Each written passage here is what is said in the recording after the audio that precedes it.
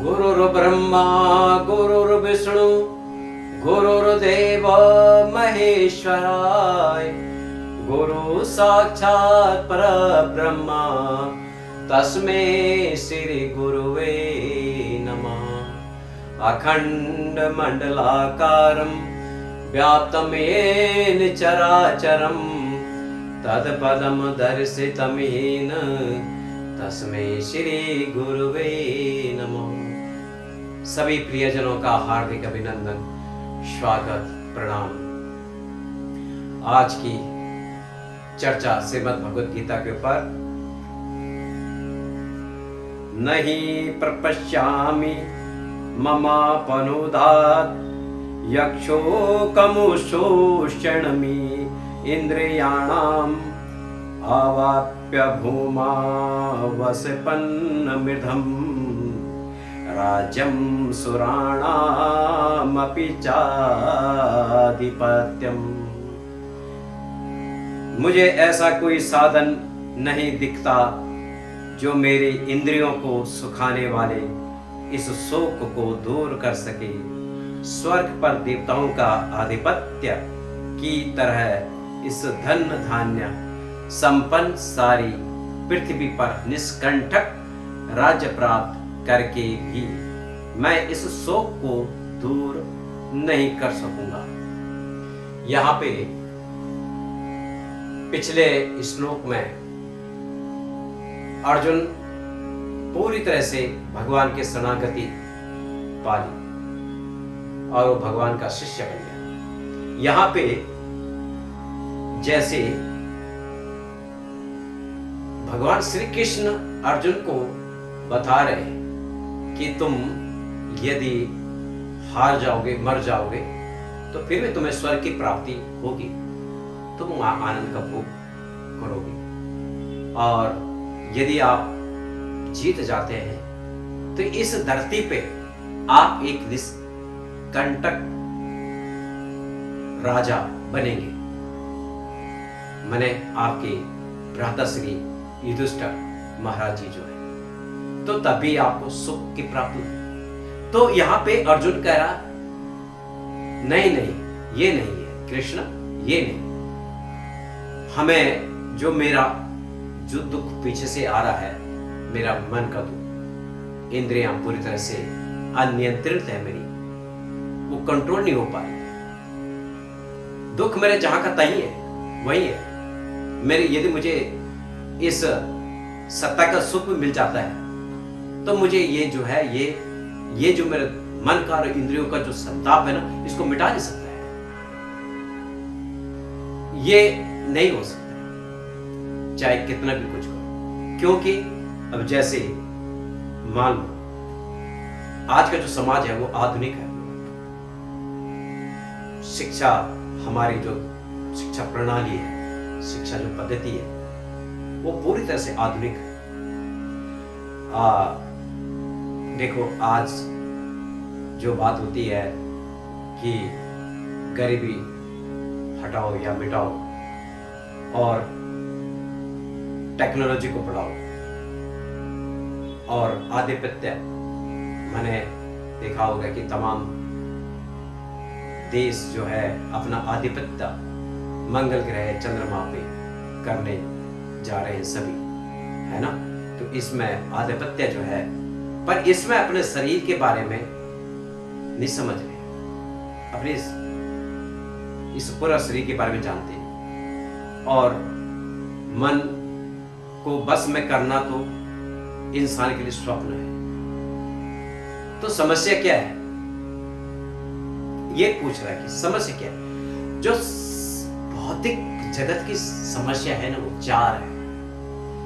पहला है जन्म, मृत्यु, जरा और व्याधि। ये चार असली समस्याएं हैं हमारी, जिससे हमारे को दुख और संताप होता है। ये समस्या नहीं है कि किसी का रोजगार नहीं है, किसी का व्यवसाय नहीं है। ये छोटी मोटी समस्या आती हैं, चली जाती हैं। असली में जो दुख है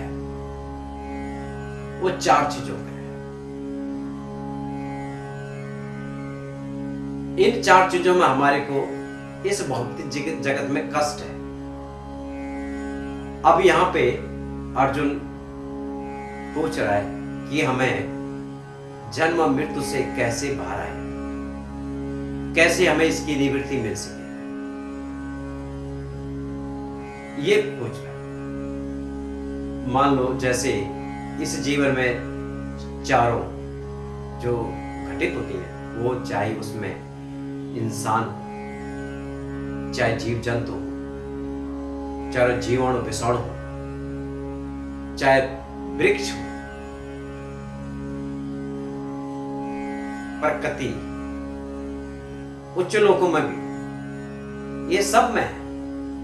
इसमें एक रोड पे रहने वाला रोडपति, 1 करोड़पति, 1 अरबपति, खरबपति, सबको इन चारों दुखों को भोगना पड़ता है।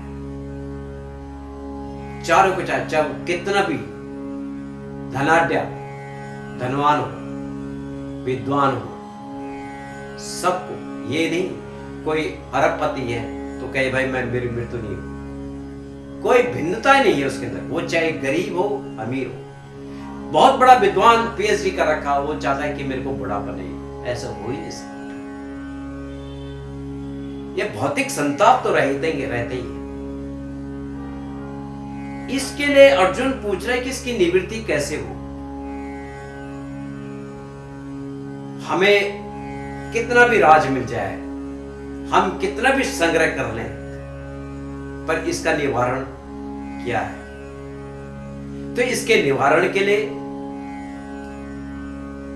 हमने अपने जीवन में ऐसे प्रामाणिक गुरु का मार्गदर्शन करना चाहिए। भगवत गीता के उपदेशों में हमें मार्गदर्शन मिलता है, हमें उसका अध्ययन करना चाहिए,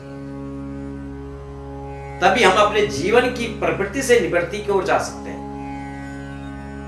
या कोई एक विशिष्ट रूप से जो आचार्य हो, क्योंकि उस जमाने में अर्जुन को भगवान सारथी के रूप में थे, तो उनके सारथी भी थे, मार्गदर्शक भी थे और गुरु भी थे। वो पूरी तरह से अर्जुन उनके शरणागत हो गया था कि प्रभु मेरे को अब आप, मुझे कुछ नहीं पता लग रहा, आप मेरे को अपना मार्गदर्शन बताइए, मुझे ज्ञान दीजिए, मैं पूरी तरह शरणागत है। ऐसे ही जब कोई एक भक्त जो है किसी संत, किसी गुरु प्रमाण पर शरणागत हो जाएगा, तो गुरु उसको मार्गदर्शन करता है पूरी तरह से, उनको बताता है।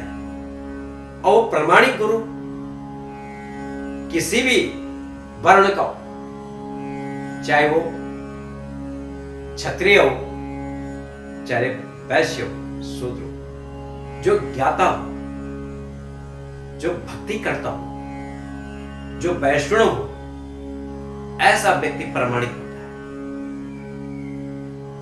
ढोंगी और लालची नहीं, ऐसे प्रमाणिक गुरु के पास, क्योंकि बहुत सारे बोलेंगे कि हमें भगवान कहां मिलेंगे। भगवान के पास आपको शास्त्रों में उनके जो उपदेश है, उनको भगवान का स्वरूप है, आप उनका अनुसरण करें, उनको याद लेकर उनको धारण करना है, तब जाके हमारे अपने जीवन की निवृत्ति है। इस जगत में बहुत सारे प्राणी हैं, अलग अलग स्वभाव। कोई भोग ही करना चाहता है, केवल कोई सोने में आनंद ही रखता है, और कोई ऐसे व्यक्ति हैं जो अपने जीवन का संतुलन रखना चाहते हैं। वो कार्य करते हैं, उसके साथ साथ अपने धन कमाने के साथ साथ उसका पुण्य का कार्य भी करते हैं, और उस पुण्य से उन लोगों की आवश्यकता है कि जो जिनको आवश्यकता है, ऐसे पुण्य करके इस जगत में जाते हैं। जब अंतिम समय अपना शरीर छोड़ते हैं तो वो स्वर्ग लोक की यात्रा करते हैं, वहां अपने जीवन को सुख शांति से व्यतीत करते हैं। पर वो जब तक आपका पुण्य खत्म नहीं होते, आपका पुण्य चले, तब तक आपको सुख भोग सामग्री मिलती है। पर जैसे ही आपके ये धीरे धीरे समापन खत्म होते हैं, फिर से दोबारा आप इस मृत लोक की आते हैं। ऐसे ही उदाहरण के तौर पर, जैसे कि मान लो एक थोड़ा सा उदाहरण दिया जा रहा है, जैसे कोई व्यक्ति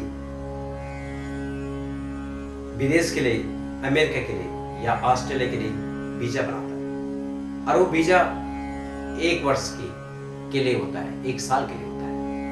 वहां गया, 1 साल अपना जो भी काम करा था उसने किया, साल के खत्म होते हुए आपको फिर से दोबारा वहां वापस आना पड़ेगा जहां से आपने, या भारत से, क्योंकि एक पल भी आप ठहर नहीं सकते हैं, क्योंकि आपका समय उतना ही था।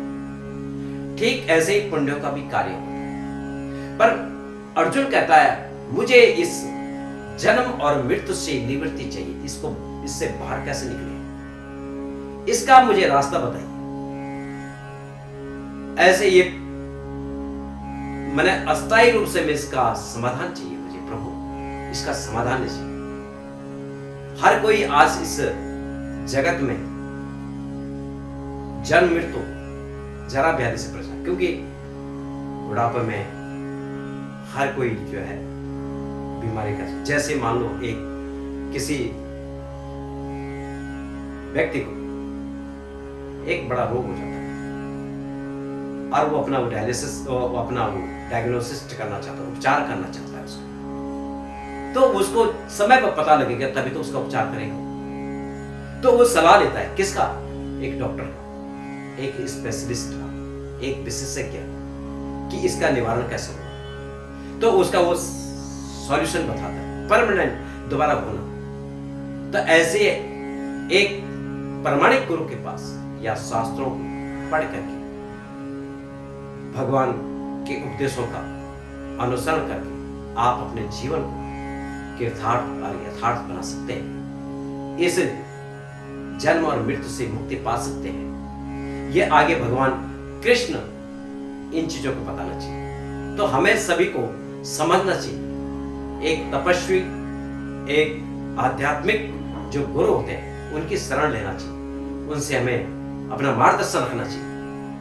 तो ये यहाँ पे इस तरह से ये बताया गया है, क्योंकि हम जब लोग जो हैं ऐसी समस्याओं में बहुत उलझे रहते हैं, क्योंकि ये भौतिक जीवन है। इस भौतिक जीवन में 4 चीजों को, जैसे एक छोटी मोटी समस्याएं होती हैं तो उससे हमें कभी निवृत्ति आराम से कर बदलते रहते हैं, पर ये जो दुख है ना, ये हमारा संताप है। इसको आगे भगवान कृष्ण आगे के श्लोकों में आगे बताएंगे। जय श्री कृष्ण।